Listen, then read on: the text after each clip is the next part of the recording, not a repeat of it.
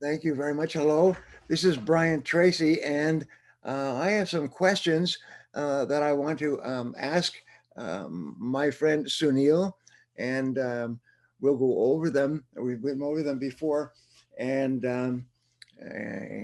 you can just, Sunil, just answer the questions as we go along. Number one question, you went from being a police officer to becoming an entrepreneur, a real estate investor, a mentor, and a speaker. Please tell us a bit about that, if you would. Please proceed. Thank you, Brian. Brian, as you know, that I was a police officer for about 15 years, and it was around 2004, 2005 when my wife comes to me and says, we're going to have a divorce. And I did not want to get that. I didn't want to have a divorce. We have two children, and what I decided, what I used to tell everybody, was that my family is the most important part. And apparently I was working really hard, long hours, and doing all the crazy days and nights duties that I had to do. And I just didn't realize that I was neglecting at home. So I decided to actually leave that profession and go into some sort of entrepreneurship. And one day what happened was I opened up a newspaper, and then there's this crazy guy named Robert G. Allen says you can buy properties, nothing down. So I go to that event, I pay $5,000 for it. And I go to that event, and I ended up taking that course, and that course changed my life because I had no business, marketing, real estate, or any other experience. And that course, when I took it, ended up helping me become very, very successful. And it is at that point that I saved my marriage. And then I went into entrepreneurship, mainly in real estate investing, and then later on into coaching, mentoring, and speaking, as you and I have shared stages together as well. Yes.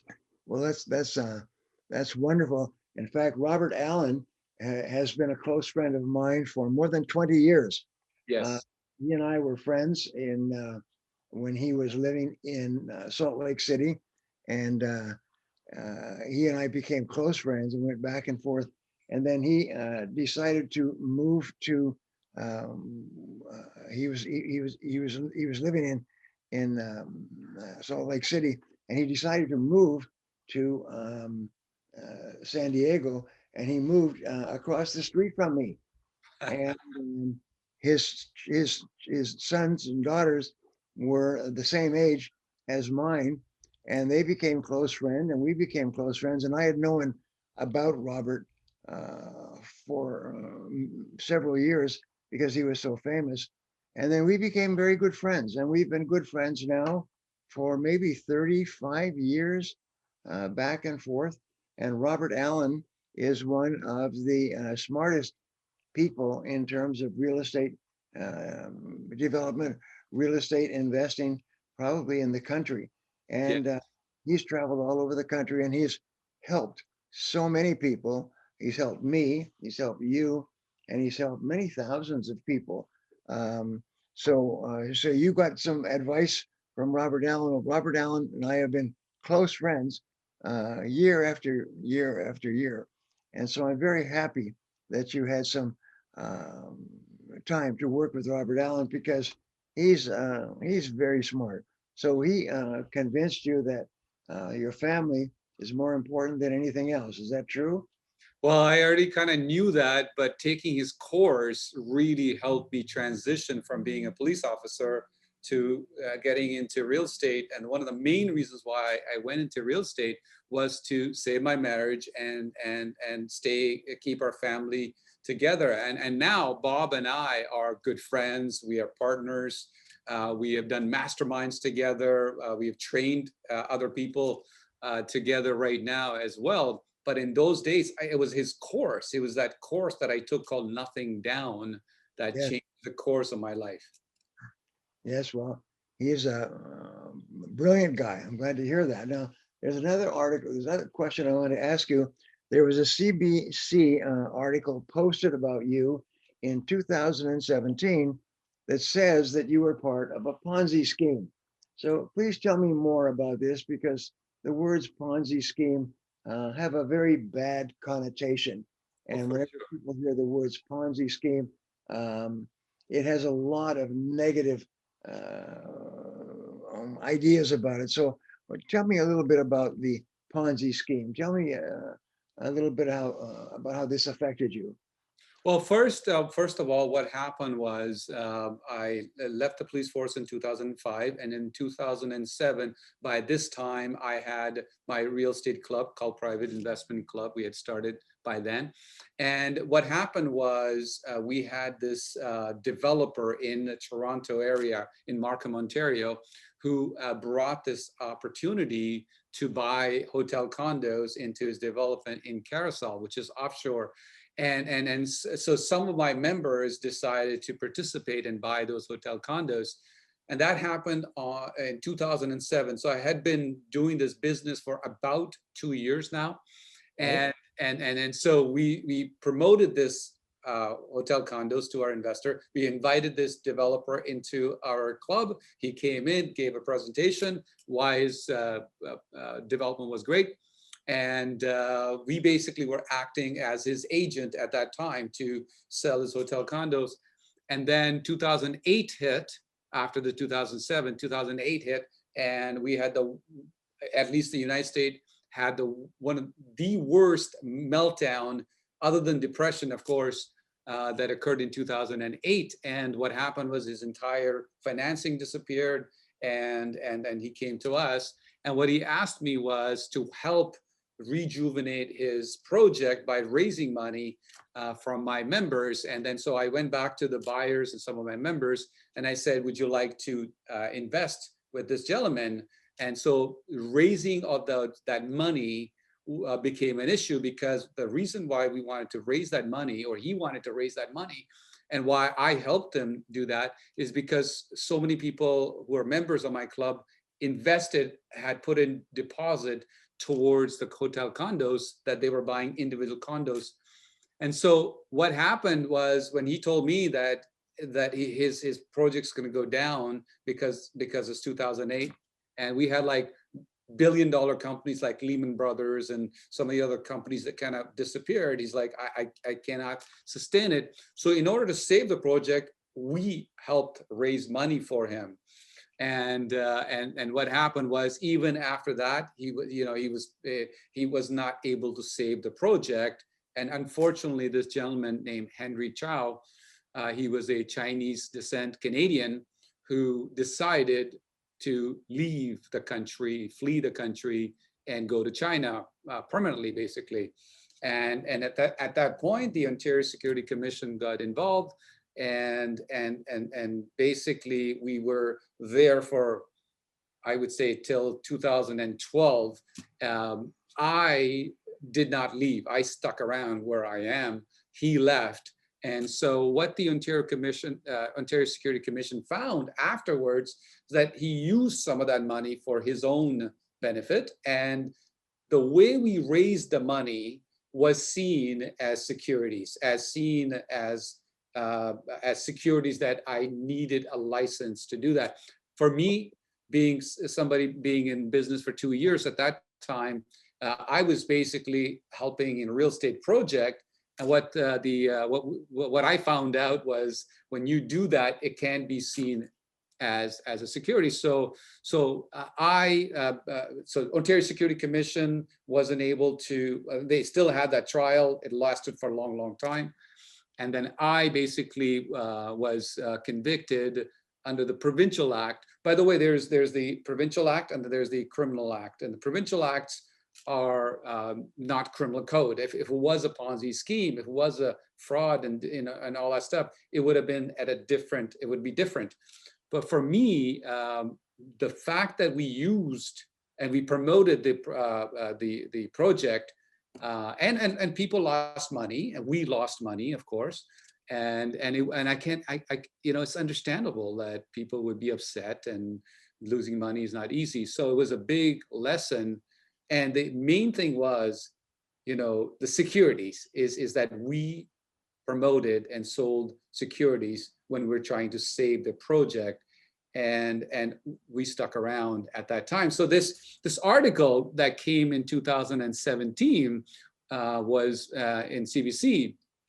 This article was where I was about to speak a few months or weeks down the road in Winnipeg, and they saw an article, and then this article came out. This article came out about that event, meaning I'm speaking at that event, and it is at that, during that article, this writer used the word Ponzi scheme. Now, if we were to look at this article carefully, it's very well written, obviously, and people keep telling me that this is how the media works. It's called clickbait. Clickbait is basically they do a headline that allows you to click on it and wants you to read the whole thing, and it's beautifully written from the other side, which says man named. Doesn't say the man did it. I mean, anyone, he could be named in it. So when they say man named in $4.4 million Ponzi scheme, that they didn't say that the Henry Chow was the developer is the one who took the money, because we didn't handle the money. The money went straight to the developer, right? So when the Ontario Security Commission, by the way, said to me in 2012 that I cannot trade in any securities. I'm not allowed to trade in securities. Well, Brian, I don't trade in securities. And when you, even if you talk to a very experienced real estate investors, and you say to them, hey, can you define securities? Do you know what a security is? Most people say, well, it's stocks, bonds, mutual funds, and all that kind of stuff. Well, my lawyer told me that security is those things, and there's a vague definition or open definition that says basically security could be anything that the Security Commission says is a security. It could be any document. It could be a joint venture agreement can be seen as security. Right. And so in this case, when the article says I'm banned from trading securities, it makes people think that I am trading in securities, but I am not. I was not trading in security. I'm not trading securities now, because when they're warning, saying people, hey, look, he's not supposed to trade in securities. That is not what we do. That's not what we understand. But the mistake I had and the lesson I learned from that is you got to know what a security is, and you got to know to have a security lawyer on your side when you're raising money. You got to have the security. Brian, I had all the team. I had lawyers. I had everybody that I needed to do this, except for a security lawyer, because I did not know anything about securities in those days. So when the commission sends out a warning, it's basically saying that, be careful when you're investing, do your due diligence. In fact, in this article, actually, I just made a note. In this article, it says, in the same article, if people read it through this down the road, it says commission is issuing a warning, but they have no evidence Tulsiani is breaking the law in any way. This is coming directly from the Security Commission, not from anywhere else. In the same article, it also says, we're not alleging that he has done anything wrong. Right. So when you, the Ponzi scheme word was actually just used by the media to make, and then once the first article came out, they just basically looked at that article using Ponzi scheme to say, okay, it's a Ponzi scheme. So I sold in 2007. 2008, we raised the money to help the developer, which was bad. Like I shouldn't have raised the money, not at least involving a security lawyer to figuring out how do we do that properly? Because there are ways to raise money, but if you don't have a security lawyer on your side, sometimes you don't. I did not know at that time. We lost money, investors lost money. And then when Security Commission came back to us, by the way, it was a 10-year ordeal from the time, almost 9 or 10-year ordeal, because in later on they came back and they said, even when we're selling houses in the United States, like a single family homes, and if I find a property and somebody would lend me money as a joint venture partner, security commission came back and said, we think you're selling securities. So they came back after that, and then in 2017, I pled guilty to trading securities based on a joint venture agreement. It was a document. They said, this is a security, and I was told by my lawyer, it's going to take you several months, $500,000 in legal fees, if you don't plead guilty to it. So I did. And that's really not what we do. Before, I would find a deal and people will lend the money into the property, and then we do a 50-50 split. What the Security Commission said is that you can't do that. And so we're not doing that. We're not doing that anymore. We are, if somebody finds a good deal and I lend the money, that's okay. We're doing completely different. Now it's almost 16 years into this business, and that time it was 2 years, and then mistakes were made, and I should have known the security laws. I should have hired security lawyer. I should have. This is what I would do now if I ever were to do something like that. And Brian, the money was not, it's in the Ponzi schemes and all that stuff. It's the person who takes the money and then they do whatever they do with it afterwards. In our case, money went to developers in the initial talk. We're talking about the money that we raised that in 2012, when Ontario Security Commission talked about that case, was we promoted a project and then we helped to raise money to save that project. So it wasn't that we were keeping the money, which is what they thought initially, that we kept the money. Money went to the developer. I would have made money if the whole entire project had come to fruition, right? We would have made money. It was a pre-construction, we would have made money. But in this case, the Ponzi word is inaccurate. It's wrong to use in this case. People can draw inferences, wrong inferences, when they use this word, because we weren't. If people were, if we were a Ponzi scheme, then I wouldn't be doing what I'm doing for the last 16 years, being on big stages. Every time I share stages with well-known people, they always do Google, they always find out what they do. And some of them ask me, actually, majority of them or their team asked me, hey, what is this all about? And we tell them, they're like, okay, we understand. I'm talking about shared stages with Tony Robbins and Robin Sharma, Grant Cardone, yourself, Robert Allen, Kevin Harrington, Jack Canfield. Everybody. I wouldn't be able to do this and have hundreds of people online saying how their lives have been changed because they know me and they're part of the Private Investment Club. I see. All right, so let's go on. There was a number, a mention of about $4 million. Where did that money go? So portion of it, I believe $1.2, $1.3 million was recouped. It came back. And then $3 million, basically, if I would say all of it, if not high majority of it, I believe everything actually went directly to the developer, and then developer was using it for soft costs, to maintain the project, to pay for the whatever stuff that they needed to do. And then eventually, before he left to China, he kept some of that money for himself, which was fraud, which was wrong, which we would have no way of knowing when we were promoting it that 2 years later he's going to do that. Right. So these numbers just come out. Now, there was an OSC seize trade order, which means you are banned from trading securities. So what is an OSC seize trade order? Well, Ontario OSC stands for the Ontario Security Commission. This is the province that we live in. And basically, when in 2012, I was there was a cease trade order that says that I cannot sell securities. And like I indicated, I did not know what a security was.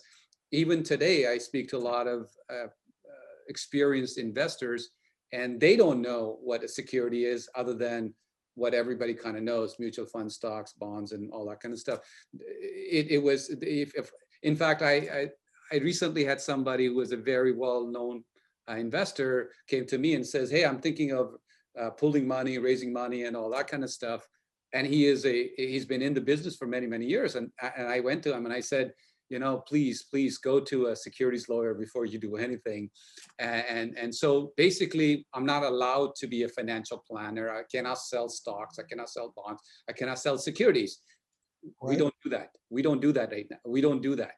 Can you tell us a little bit about the recent appearance of Edward Snowden at your event on April 24th? What did he say? What was he concerned about? Exactly what happened?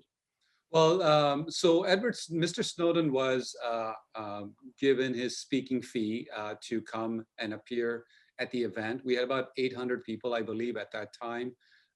He actually, so he was the keynote speaker, and obviously every person that comes in the speaking world, sometimes they decide that they're going to promote the event, and Mr. Snowden did that as well. In fact, he did that almost 3 hours before his appearance, telling everybody on Twitter, to millions of people, that he's going to be coming to this event and go to this link to get the ticket or register.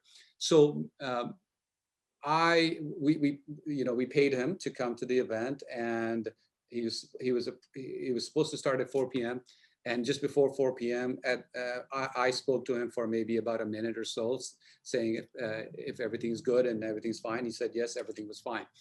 And then when we started their interview, he answered the first question, and then he brought the image of the article that we just talked about, the Ponzi scheme article that we talked about.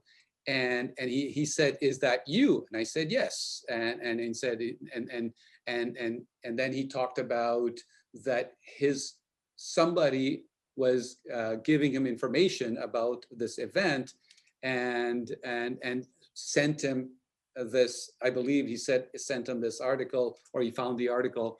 And then there was a scenario where somebody during the event, when Mr. Snowden wasn't there, wanted to upgrade to VIP ticket. The VIP ticket allowed people to get the recording and also to come to my mastermind the next day.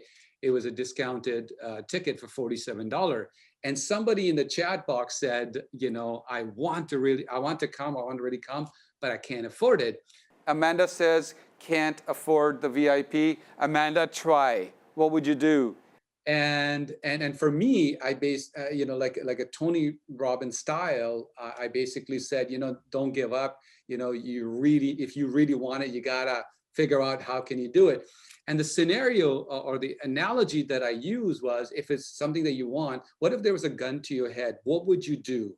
If you had to pay $47 and you had a gun to your head, you would find a way, right? Or why don't you do this? Why don't you call our office and we'll figure out how to get you there. Just don't give up. Or contact my team. Maybe we can do something for you. And then as I said that, one of the members in the private investment club said, I'll pay for it.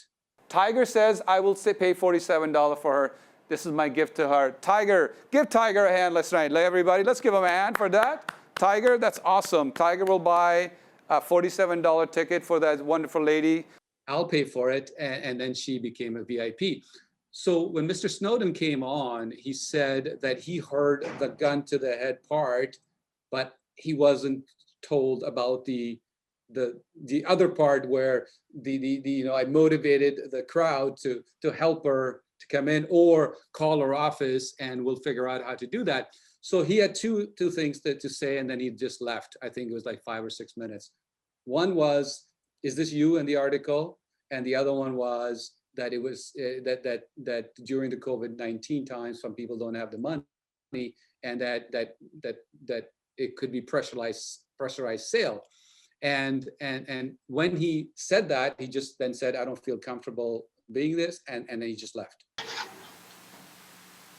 And I'm very, very surprised that he would do that. I mean, I was happy for him to bring that up, and I thought we're going to have a conversation because it was not something that I'm hiding. It's on the internet. How can I? It's not something. Brian, you and I know each other for, I don't know, 5 years, 6 years, or something like that. You've seen how I've helped many, many people. Hundreds of people have been impacted. Some of them became millionaires and our goals and all that kind of stuff. So I wasn't hiding anything. I'm open to the discussion with them right now. Is there anything that that maybe people are mixed up about, or? Yeah, I think Mr. Snowden thinks that we're still trading in securities, that I'm banned from trading securities, and the word Ponzi scheme is there. I think he thinks that he came in and he had to make that decision in a short period of time, and he made that decision. And that decision of coming in, reading that, and then taking the clips of that day, which I talked about, where somebody's sending him small clips of, he's pressurizing or gun to the head or on that, but not giving him the whole story. And he didn't have the time for the whole story. My message is very simple, that, I got messages from my members saying, we knew about that article, and if you go to a LinkedIn or YouTube, you'll see hundreds of people saying how I've changed their lives. These are real people. I helped them in many different, I'm here, I'm still here.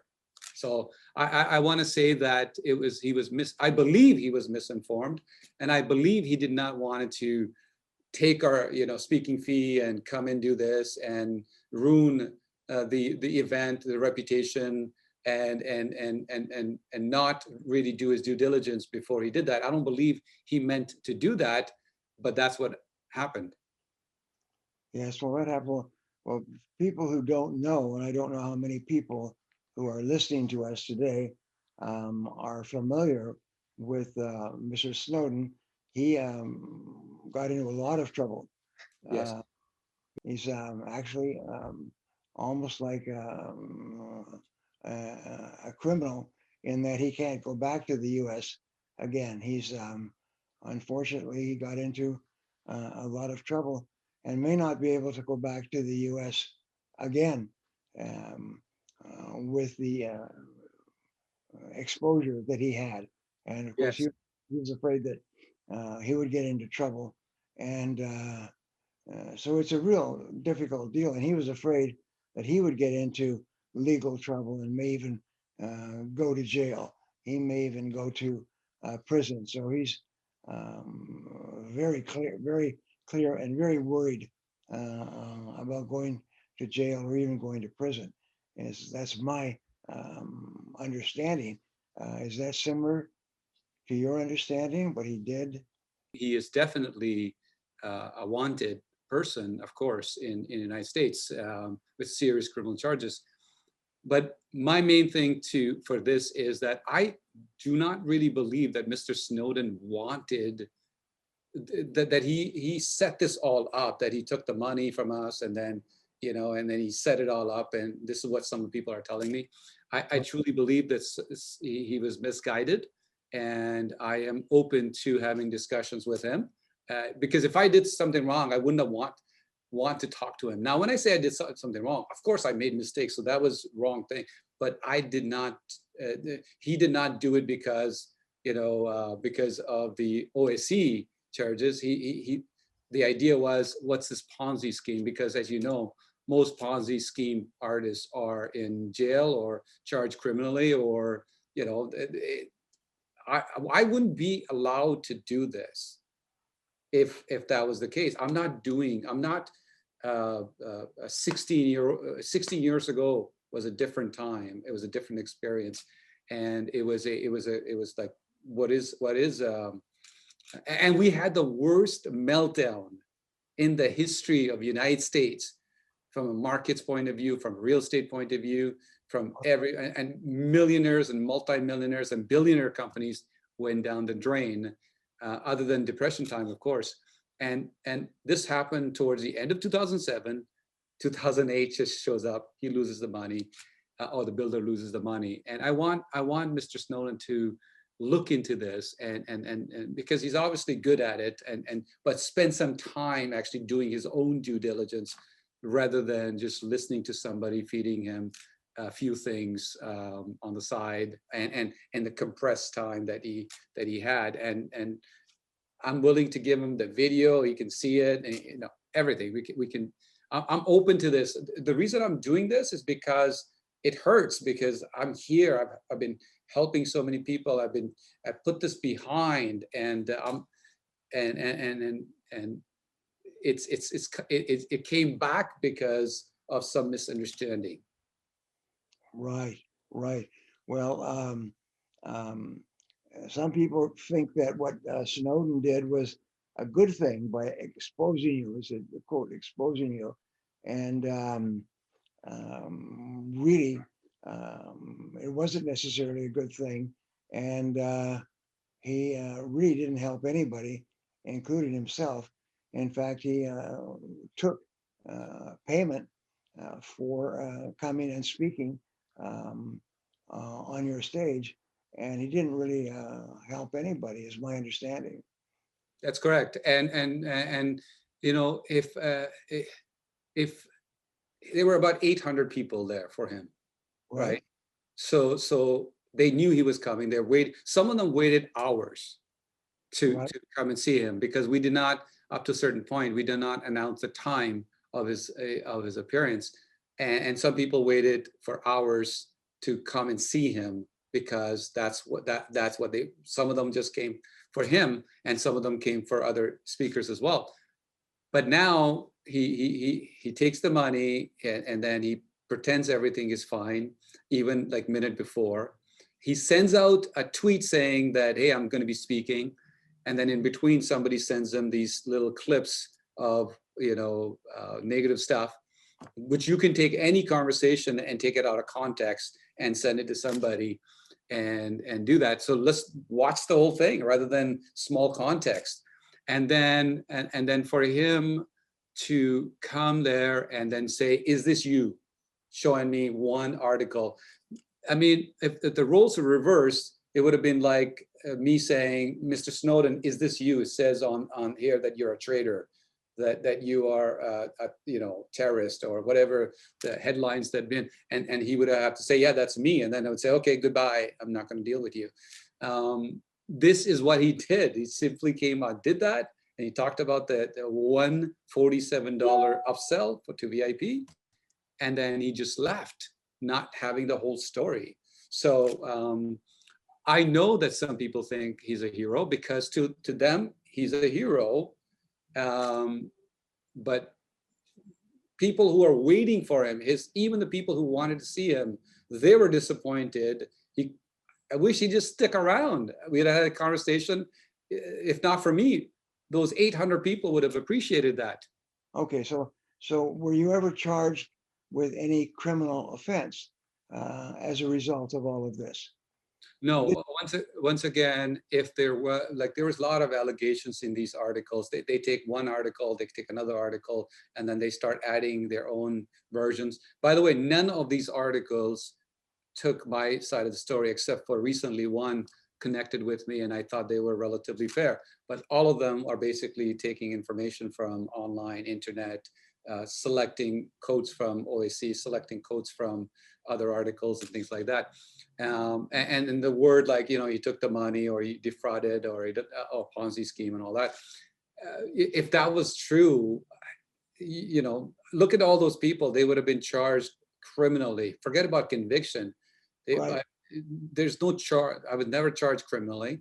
And there's a place where there's a notice that says, when they thought that I was trading in securities in 2015, that somebody wrote the word quasi-criminal, quasi-criminal. And now they're using that as a base of saying, well, it's a quasi-criminal. When I was a police officer and then somebody was driving recklessly or carelessly or speeding higher than the regular speed, sometimes we would say that he's charged with quasi-criminal, even though it was a ticket. It was a ticket that we wrote, and we said that, but it is a provincial offense under the Ontario Security Commission that this is all under. So if this was a Ponzi scheme, there was no way that I wouldn't have been charged with criminal offense. All right. Now, did you make money during this time? So during that time, the money was to come to us when the project comes to fruition. That was how it was set up. It was a pre-construction.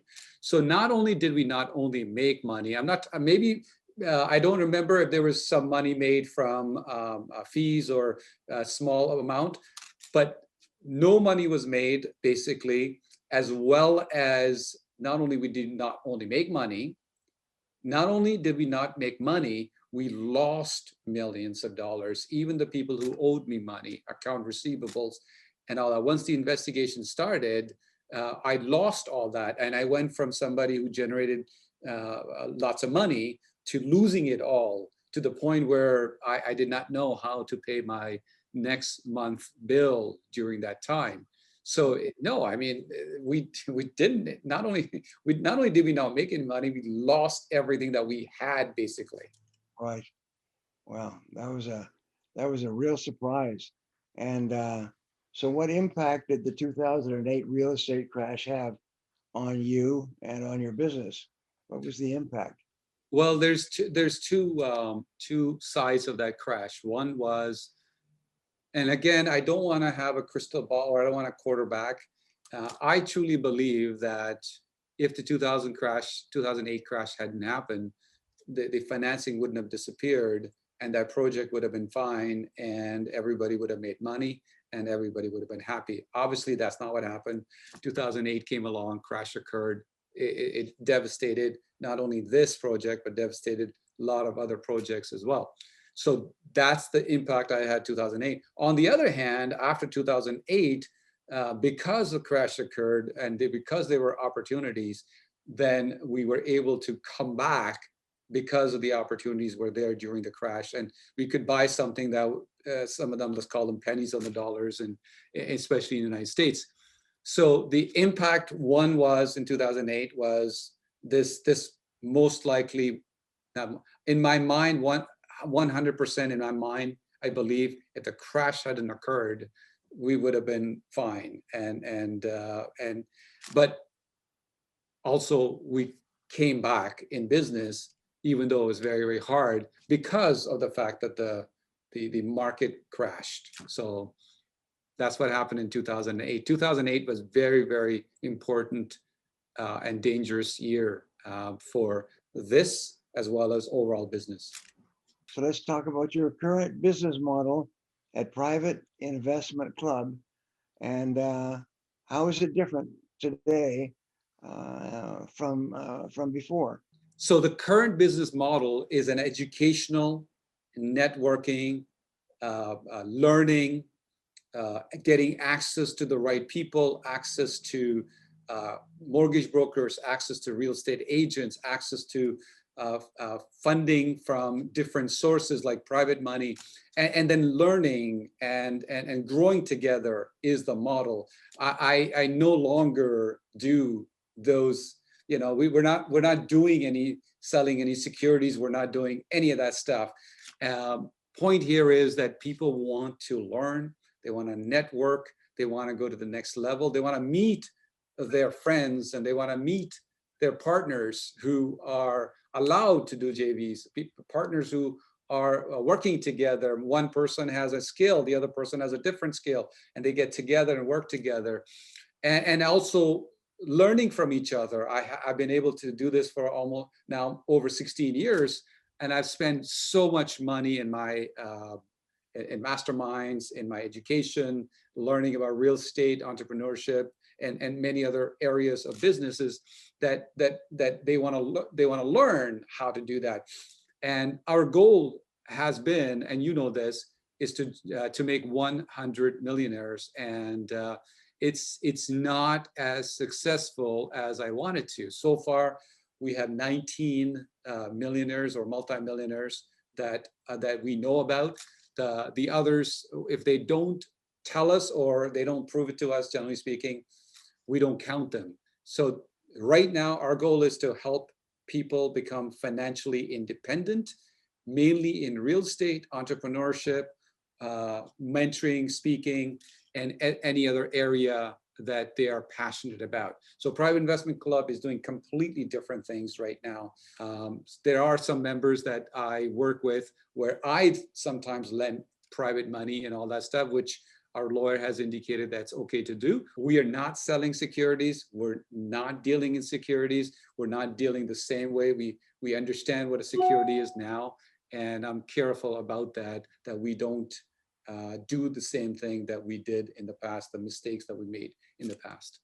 And so some people say, why did you stay in Ontario? Why didn't you just move somewhere and start fresh in a place? What was your answer to that?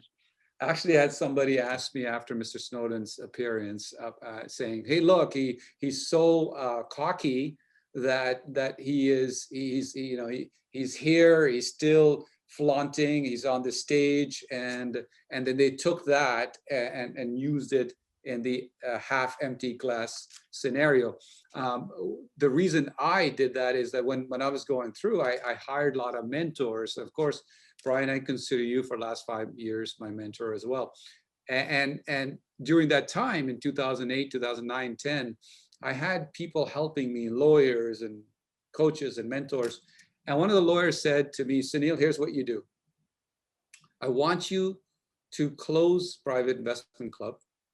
I want you to disappear for 6 to 12 months.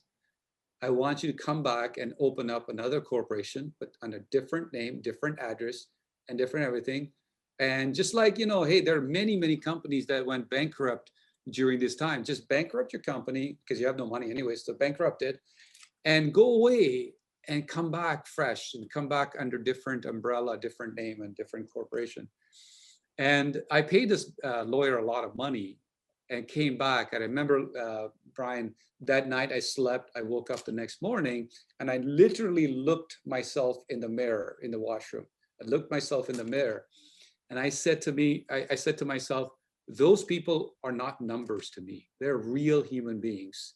They if they find out that I shut the doors down, bankrupt, ran away, it would be different. I couldn't do that. I couldn't do that. So against the advice of my very powerful mentor lawyers, I went against the advice and I said, I'm going to do the opposite. I'm going to keep the same name. I'm going to keep the same website. I'm going to keep the same phone number. I'm going to keep the same fax number. I'm going to keep the same physical address that I am at. So I am not running away anywhere. I'm going to be here. You guys come and talk to me. You may love me, you may not love me, but I'm here. I'm not going anywhere. And so I decided to not run away like Mr. Chow, the developer. Yes. And Brian, I ask this question to people and I tell people, you really don't, because I was a police detective. And I say to people, you don't have to be a police detective to understand one thing. Assume that somebody stole $3 million, $5 million, $10 million, whatever the Ponzi scheme that people talk about. Assume somebody stole that money. Assume they know that they stole that money, obviously, because they stole it. Assume they know that the authorities are coming soon anyways. If the person was guilty versus not guilty of fraud, theft, and all that stuff, if somebody has stolen that money, would they stick around? Or would they find a way to leave quickly? Well, Brian, like I said, nobody has to become a detective to know that the person who committed a murder knows he committed a murder or did something wrong, serious wrong, and knows the authorities are coming, generally speaking, if they are bad people, they're going to run. Right. And I decided to stay here in Ontario. But if I had stolen all the money, I could have gone. I could have disappeared. I didn't.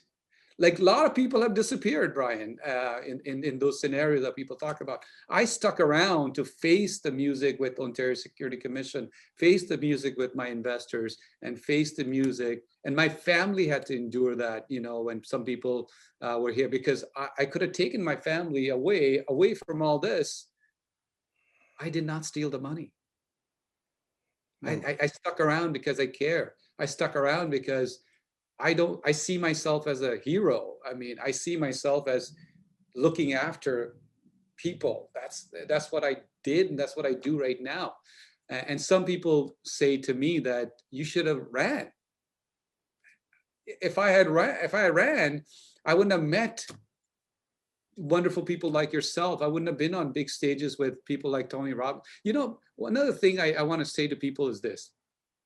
Do you think when I get to go on stages with Tony Robbins, Grant Cardone, and some of the big names like yourself and all that stuff, don't you think they have a team? They go, hey, who's this Sunil guy before we get him on the stage? Don't you think that they do a Google search? Don't you think that they say, they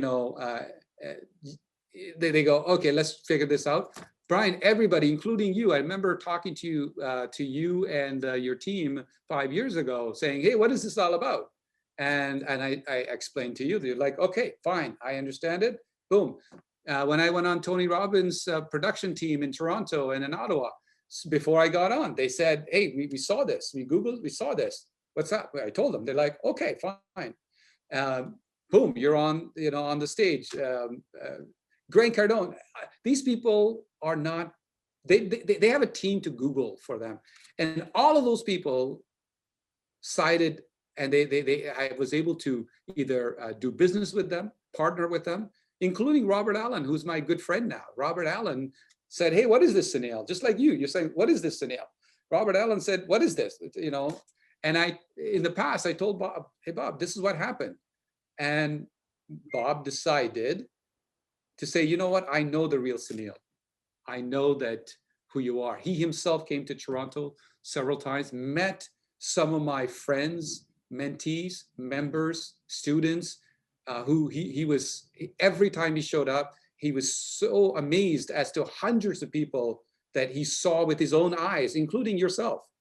Yes. And it's the members who are supporting me. It is the people who are supporting me. And a lot of people tell me, Sunil, why not just deal with bigger companies, just do consulting, forget about doing memberships and things like that. I came from humble beginnings. I mean, we had hard, maybe slightly above the Slumdog Millionaire. The movie, people saw that Slumdog status in India, where we basically couldn't even, an apple was a treat for us, an apple. We lived in a one room that was 200 square feet, not even 200 square feet. That was our bedroom, but for 5 people. That was our bedroom, that was our kitchen, that was our living room. And we shared a bathroom with the landlord or one washroom. And they had the first right of refusal to go to that. I came from the humble beginnings and I did well. And I had this dream to have this financial freedom idea. I mean, people want this, but I truly want to make this happen where I want to help a lot of people. And when people come to me and say, Sunil, you changed my life, or, you changed the way I think, you changed the way I started making money, that I started making $5,000, $10,000, $20,000 cash flow, or I became a millionaire or multimillionaire. It makes me feel good. And it's so corny, but it makes me feel so good. And that's my plurking. That is what I love to do. I'm enjoying every day. I wake up at 4 a.m. with my rituals and looking after myself and looking after my family and looking after my parents and looking after my members and mentees because I enjoy it. It is something that I enjoy doing. This is not a job for me. This is something that I love. To me, it's almost like Michael Jordan playing basketball. Well, thank you. It's a very great pleasure to talk to you again. You and I have been friends for several years now. We will continue to be friends for many years. And Yes. I look forward to working with you. And it's always been a pleasure. And I'm looking forward to working with you again and again. So thank you very much for everything.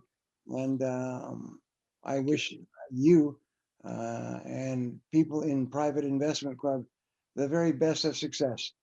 And Thank there's really no limit to what you can accomplish. And what you've done now is just the beginning of what is truly possible for you. Thank you, Brian. At the end, I just want to say to everyone that's going to be watching this is that I made mistakes. I made mistakes. I should have hired a securities lawyer. People in the past have lost money. I have lost money. This is many years ago. We learned from it. We're not doing that right now. I'm not the Ponzi scheme artist and all that. I'm not that. You know, I wouldn't be here if I was. I wouldn't be sitting here in the same office, same area. I wouldn't be here. I wouldn't have hundreds of people saying that I changed their lives. I wouldn't have hundreds of people saying I changed their lives. I really want anyone who wants to see me, interview me, talk to me about this. I'm open to it because I'm willing to accept my errors. I'm willing to say that the way we raised money was seen as a security, and I should have gotten the right help to make that happen. I'm willing to say that. I'm willing to say that we don't do that anymore. We're here to help. We're here to help grow people financially. And Brian, I truly appreciate you as a part of the pick. I also truly appreciate you as a friend and somebody who I look up to very much so. And I have been doing so for years, but especially for the last 5 years since I've gotten to know you. You are an amazing person, and thank you for your love and thank you for your support. Thank you, Sunil. I'll talk to you again soon. Take good care. Bye-bye. Bye.